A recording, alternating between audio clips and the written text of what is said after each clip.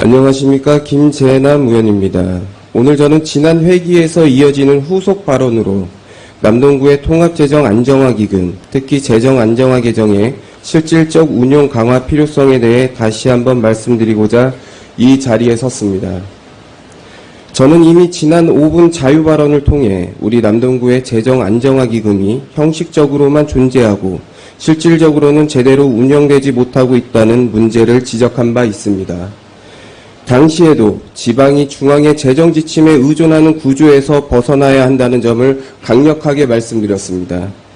그러나 그 이후에도 큰 변화는 없었습니다. 남동구 재정 안정화 개정은 여전히 700만 원 정도의 결산 잔액 수준에 머물며 경기 변동과 중앙재정 조정에 대응하는 완충장치로 충분히 기능하지 못하고 있습니다. 이는 일시적 충격에 흔들리지 않는 재정의 복원력, 즉 상시적 준비 태세가 부족하다는 신호입니다. 기금이 이름만 존재하고 실질적 축적이 없는 상태라면 그것은 결코 안정화 기금이라 부를 수 없습니다. 이 문제의식이 해결되지 않았기에 저는 오늘 이 자리에서 다시 한번 이 주제를 다루고자 합니다.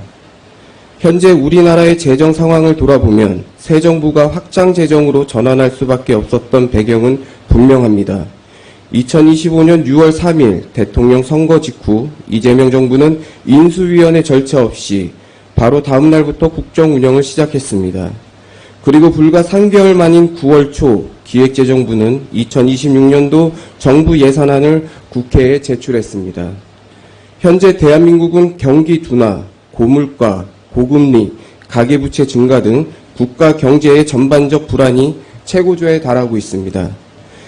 이에 새 정부는 민생 회복과 지역균형 발전을 핵심 기조로 삼으며 지출을 확대할 수밖에 없었습니다. 즉 확장 재정은 선택이 아닌 불가피한 대응이었습니다. 그러나 급격한 전환 속에서 중앙정부의 예산 조정 권한은 강화될 것이고 그 결과 지방정부의 자율적 재정 운용 여지는 오히려 축소될 것입니다. 중앙이 돈을 풀었지만 지방은 여전히 매칭 부담과 의무사업 중심의 구조에 갇혀 있습니다. 확장 재정의 혜택이 지방에 고르게 스며들지 못하고 지방재정의 자립 기반은 더욱 취약해질 것입니다. 이러한 상황일수록 지방정부는 스스로의 재정 체력을 키워야 합니다. 바로 그 해법이 통합재정 안정화기금의 재정 안정화 개정 강화입니다. 이를 위해 저는 다시 한번 강조합니다. 매년 발생하는 공공자금 운용 이자 수익의 30% 이상을 재정 안정화 개정에 전입하도록 명문화한 조례 개정안이 이번 회기에서 반드시 통과되어야 합니다.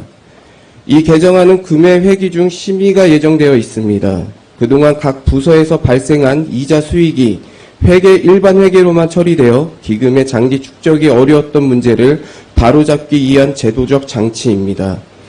이 조항이 통과된다면 남동구는 매년 안정적으로 재원을 적립해 단기적 세입 감소에도 흔들리지 않는 상시적 재정 안정 구조를 갖추게 됩니다. 이는 단순한 예산 운용 개선이 아니라 남동구의 재정 주권을 강화하는 정책적 선언이라 할 수 있습니다. 존경하는 의원 여러분, 저는 언제나 지방 분권과 민생 중심의 재정 정책을 강조해 왔습니다.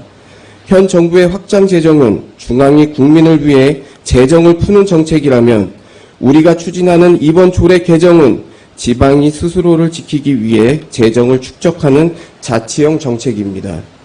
지방재정은 중앙과의 협력적 체계 위에서 강화되어야 합니다.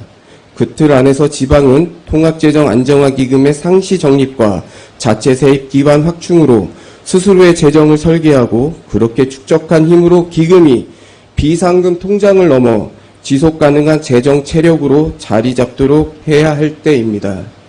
남동구가 먼저 이 제도를 정착시킨다면 그것은 단지 한 구의 성취가 아니라 대한민국 지방 재정이 나아가야 할 새로운 방향을 보여주는 사례가 될 것입니다. 재정의 독립이 곧 자치의 독립입니다. 이제 남동구가 진정한 자치의 길, 스스로의 재정으로 주민의 삶을 지키는 길을 열어가길 기대합니다. 경청해 주셔서 감사합니다.